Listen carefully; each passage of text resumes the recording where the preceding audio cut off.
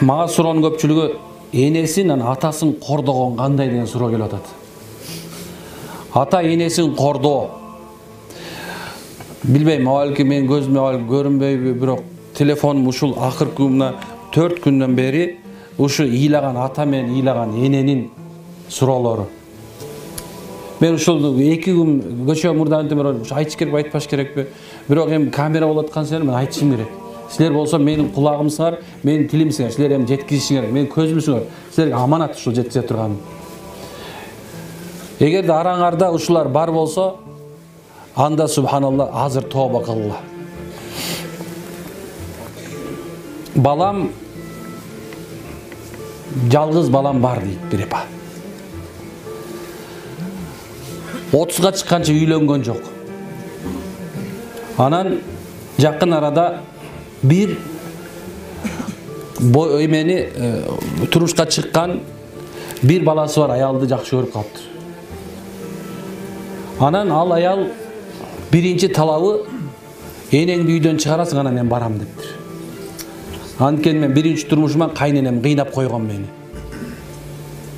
Эми ошол эки бала, ошо энеси айтып атат, мени балам үйдөн кет деп атат. Мен аялдап келем деп.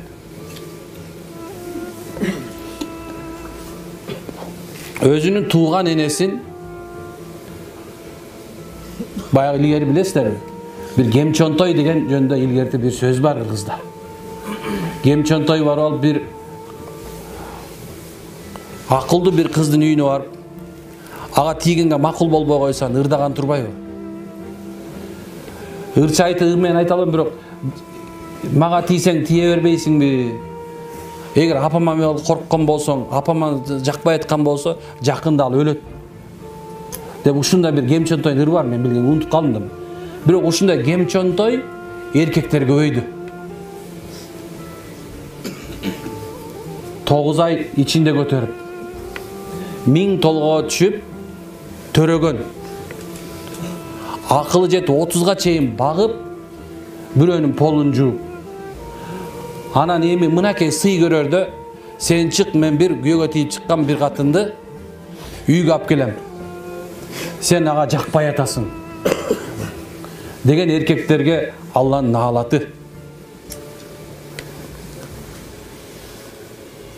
Бу кандай нерсе замандачы? Эгерде шарияттагы мунун жазасы кандай деп турган болсоңор, мунун жазасы өтө чоң. Авалки балак менен же осар менен таш бараң ал деген жери жок.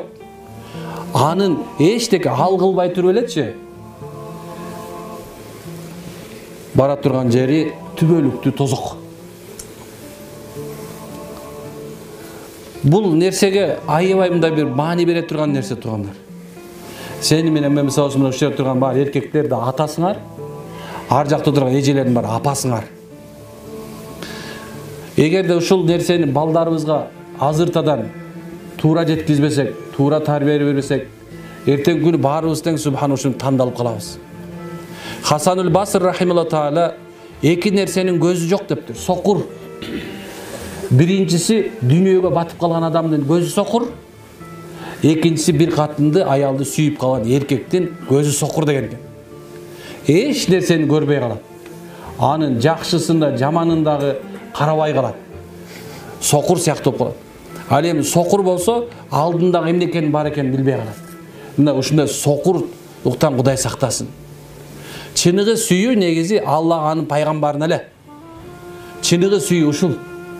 Ал эми сенин апаң жакпайт деп туруп, аны үйдөн чыгарып аткан аял, эртең сөзсүз ал үйдөн чыгат. Ал ачык нерсе. Ошол себептен Алла Таала Куранда өзү ата-эне жөнүндө айт, намаз окугула, аны ата-энеңерге баш ийгиле деп, авалки намаздан кийин анан бекер айткан эмес. Намаз окугула, ата-энеңерге баш ийгиле деген нерсе бекер айтылган эмес. Ошондой эле кыздар дагы, келиндер дагы өзүнүн кайната, кайненесин кордогондор көбөйдү. Алымдар ушундай дейт. Балдарыңарды эч качан бош койбогула. Аларды бир нерсе менен алек кылып койгула. Бир нерсе менен бала алек болуш керек дайыма. Азыркы заманда болсо, Биздики бүт бардыгы тең бош убакытка адамды жашоосун жеңилдетүүгө түзүлгөн. Ошону бытовая техника деп коет. Үй тиричиле керектүү техника. Үй чарба буюмдары же болсо. Бүт нерсенин баары тоңой. Мисалы, кирди кол менен жуубайт. От жакпайт, тамак жасайм деп. Жылытыш үчүн бир нерсе жакпайт. Бүт нерсе барды кухонный комбайн, дагы бир демке комбайн. Эми адамдарга мына боорекиге, аялдарга да эркекке да боорекиге убакыт көп табылды. Мына боо ушунча көп убакыт алып атат. Биз субханалла бүткүл нерсеге бошпуз. Эми эмне кыларын билбей, үйүндөгү энеси, анан атасы, кайненеси, кайнатасы менен эрмек болуп калган аялдар жана эркектер кор болсун. Кордук ошолорго болсун. Ким өзүнүн ата-энесине, өзүнүн кайненесине жанакындай кордук көрсөтүп аткандар. Алар силер менен биздин жашообуз оңолсун деп баккан. Биз үчүн үй курган, биз үчүн мал топтогон, биз үчүн жер алган, биз үчүн кан, жанын берген адал болгон, ушуна аракет кылган ата-энесине эми субхана бир аз чоңойгондон кийин ага кордук көрсөткөн эркек менен аялга кордук жана кордук болсун. Пайгамбар саллаллаху алейхи вассалам минбарга чыгып баратып 3 нерсеге амин деген. Ошонун бирөөсү Жабрейил периште келип дейт пайгамбар.